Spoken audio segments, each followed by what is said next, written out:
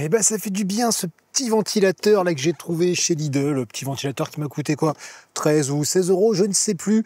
Ça ventile pas beaucoup, c'est la première fois que je l'essaye vraiment, mais c'est toujours ça, par cette chaude journée où je suis en plein cagnard. Mais cette vidéo n'est pas pour vous parler de ça, elle est pour vous montrer 4-5 nouvelles petites choses que j'ai installées dans le van. Et on commence de suite par ces petites boîtes de rangement que j'ai réalisées en impression 3D. En fait, ça fait un moment que je voulais ajouter des rangements dans le van. Et comme j'ai une imprimante 3D, je me suis dit que ça serait pratique et rapide pour en faire. J'ai trouvé en fait ce modèle de boîte sur un site qui s'appelle Thingiverse.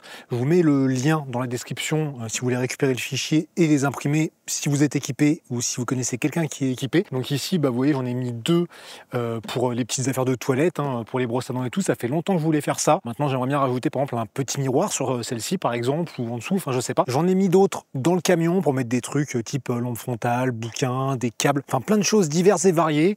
Après oui, ici c'est peut-être pas la plus belle couleur possible pour se marier avec le bleu de mes parois, mais c'est la bobine de fil plastique qui était montée sur l'imprimante. C'est comme ça et c'est hyper pratique. Deuxième nouveauté, et là ce n'est rien d'exceptionnel, j'ai juste besoin de cette caisse qui est rangée normalement sous mon lit pour vous le montrer. Et cette nouveauté, la voici. C'est un simple plateau de bois que j'ai récupéré en bas de chez moi à côté des poubelles.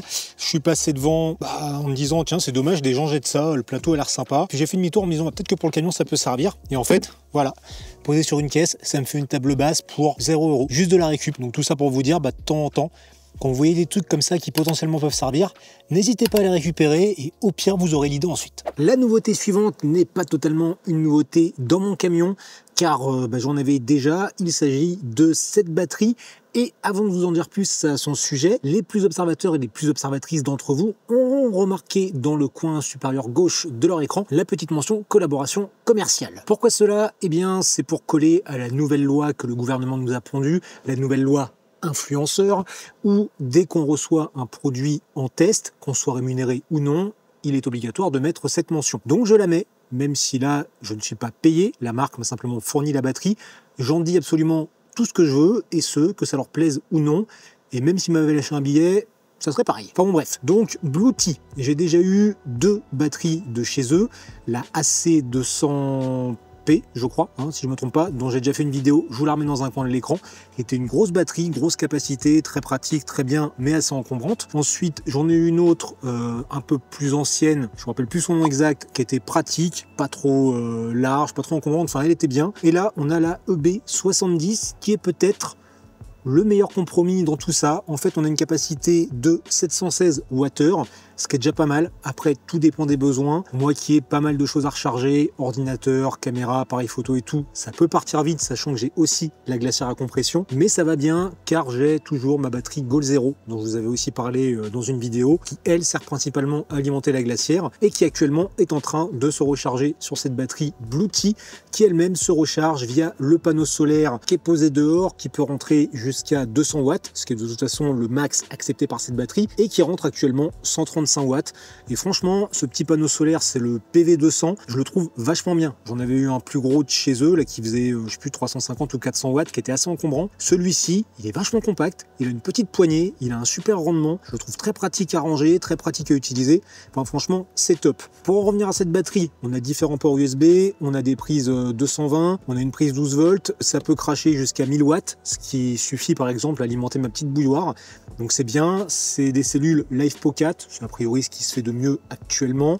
Il y a une petite poignée sur le dessus avec un truc de recharge sans fil, donc par induction, mais qui fait que 15 watts. C'est pas très rapide pour charger un téléphone du coup. Mais voilà, elle est pas trop grosse. Moi, elle me va bien parce qu'elle rentre sur mon meuble. Elle est assez légère, facile à transporter. Donc vraiment bon compromis. Dessus, bon, ils ont mis une petite lampe ici. Bon, il faudra m'expliquer le délire, mais pourquoi pas. Voilà, je crois qu'elle peut clignoter. J'aurais préféré limite un truc qui fasse plus lampe pour éclairer l'intérieur, qui a une espèce de spot comme ça qui crame les yeux. Le petit écran est vachement bien. En fait, il s'allume que quand on appuie sur les boutons. D'ailleurs, les boutons, c'est juste pour allumer des blocs de prise. Il n'y a pas comme sur le AC200 besoin d'allumer la batterie, puissant tactile. Là, c'est les boutons, c'est très pratique. Enfin, franchement, j'en suis content. Son autre inconvénient, c'est le câble allume-cigare qui est fourni avec, qui est juste beaucoup trop court. Donc moi, j'ai une prise 12 volts qui a été rajoutée derrière. La longueur, c'est ça. Autant vous dire que si vous voulez charger sur le tableau de bord et que c'est pas dans la cabine, c'est un peu la merde. Et là, il faut que je trouve une rallonge qui puisse encaisser la puissance. pour que ça fonctionne bien avec. Autre inconvénient, c'est qu'elle se met à souffler, à ventiler quand il y a trop d'énergie qui rentre, donc comme là avec le panneau solaire, ou trop d'énergie qui sort, comme quand je branche la bouilloire. Bon, vous n'êtes pas sans savoir que sur ce type de véhicule, la chaleur ou la fraîcheur, ça passe beaucoup par les vitrages, et du coup cette année, j'ai investi dans des isolants pour fenêtres et pare-brise. Donc ce sont des isolants réalisés en isolant multicouche, comme on peut avoir dans un magasin de bricolage et dont on se sert parfois pour l'isolation des véhicules. Sauf que là, je les ai achetés tout prêts. Ça m'a coûté quand même 120 ou 130 euros la connerie. Mais c'est une marque française, c'est hyper bien fini, c'est fourni avec les petites ventouses qui permettent de les fixer au carreau. Ça tient plutôt bien, c'est découpé à la forme pour le véhicule. Et oui, j'aurais pu les réaliser moi-même, mais étant en appart, c'est pas très pratique, donc j'ai pris cette option de les prendre tout fait. Il y en a aussi des moins chers, qui étaient peut-être même 2 fois moins chers, mais c'était de l'isolant 7 couches. Là, c'est du 9 couches. Je me suis dit, allez, je mets un peu plus le prix, on verra ce que ça donne. Franchement, au niveau finition, j'ai pas à me plaindre, ils sont bien découpés, c'est nickel, ça tient bien. Et niveau isolation, ça fait vraiment le taf. Pour moi, je les ai testés que là, sous le soleil. C'est plus pour la journée. Si je pars en rando, récupérer un véhicule qui n'a pas complètement surchauffé. À voir après pour l'hiver, si ça peut aussi isoler un petit peu du froid. Mais vraiment, c'est un bon investissement. Et bien entendu, je vous ai gardé le meilleur pour la fin. Il s'agit de cette caisse dans laquelle je fais mes petits cacas. Oui, ce sont mes toilettes que je teste depuis 3-4 jours. De nouveau, vous voyez le petit truc collaboration commerciale qui s'affiche. Parce que là, j'ai contacté la marque Trellino, qui est une boîte allemande, pour pouvoir tester leurs toilettes. Parce que bon, habituellement, moi, à peu près comme beaucoup d'entre nous, je pense, je prends ma petite pelle et je vais derrière un buisson ou quelque chose, je fais mon petit trou, je ramasse bien sûr mon PQ et tout ça, enfin bon, bref, on sait comment ça se passe. Mais il est vrai que quelquefois, quand il pleut, quand il fait froid, si on est en ville ou je ne sais quoi, avoir des toilettes dans son van, ça peut être confortable. Du coup, j'ai vu avec eux pour tester un de leurs modèles, ils ont dit OK, et encore une fois, j'en dis ce que je veux, et je vais commencer par vous dire que c'est un petit peu cher. Cette caisse, elle coûte, je sais plus, 400 ou 500 balles. Alors ok, c'est très quali, mais c'est quand même un sacré budget pour pouvoir chier dedans. En tout cas, c'est bien conçu, voilà, c'est solide. Là, on a un petit couvercle en bois, parce que ça, c'est la gamme Origine. Après, il y a la gamme Evo qui est un peu moins chère et qui est tout plastique. Donc, couvercle en bois aimanté. Ça tient plutôt pas mal. De chaque côté, on a une poignée comme ça qui permet de manipuler la caisse facilement pour la prendre ou la remettre sous le lit. Ici, ça s'ouvre comme ça pour avoir accès en dessous au bac à urine et au bac à solide, parce que ce sont des toilettes à séparation d'urine. En fait, de séparer les solides et les liquides, ça évite normalement les odeurs. Donc, on a accès à tout ça en dessous pour pouvoir ensuite vider. Ici, éventuellement, j'aurais ajouté peut-être un verrou mécanique de manière à parce que ça ne s'ouvre pas par erreur par moment. Autrement, comme je l'ai dit, c'est bien foutu. Quand on soulève, on a accès à la cuvette. Quand on pose son cul dessus, c'est plutôt confortable, même si, bon, moi je suis grand, là c'est le plus petit modèle, c'est le S, j'ai pris ça parce que ça rentre sous le lit, donc je suis peut-être un petit peu plié dessus, mais franchement c'est cool, voilà, le matin après mon café, je suis dans mon camion, je sors mes toilettes, je fais ma petite affaire, c'est pas mal. Côté odeur, côté odeur, ils m'ont envoyé avec leur litière, toilette sèche, donc vous savez, normalement c'est copeaux de bois ou litière. Là, leur truc, le Duff Blocker, c'est un petit paquet comme ça, c'est pas énorme et c'est aussi assez cher, mais il est vrai que c'est efficace. Ils disent que normalement, il faut mettre une tasse au fond du seau.